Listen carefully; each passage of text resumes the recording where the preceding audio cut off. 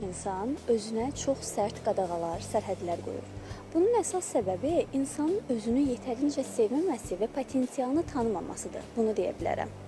Bəzi insanlar özlərini qınayanda fərqində olmurlar, amma ailələrinin dediyi sözləri özlərinə deyirlər.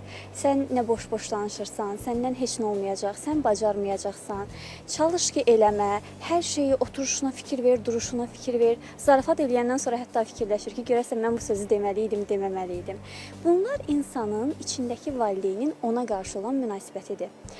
Cəmiyyətdə bir çox insan bundan əziyyət çəkir. Əsas yeniyetmələr və gənclik dövrünü yaşayanlar. Sərt qadağalarla necə mübarizə aparmalıyıq? Bunun qarşısını almaq istəyiriksə, ilk öncə bizə ailəmizdə necə davranılmağını istəyirdiksə, elə özümüzə davranmağı seçməliyik. İkinci məqamda öz potensialımızı tanıyaraq özümüzə sevgi verməliyik. Məsələn, buna çox qəribə bir yerdən nümunə gətirəcəm. İdmana başlayan insanlar nə edirlər? Mən ayın birindən başlayacağam, həftənin birindən başlayacağam. İdmana gedirlər, 3 gün sonra buraxırlar.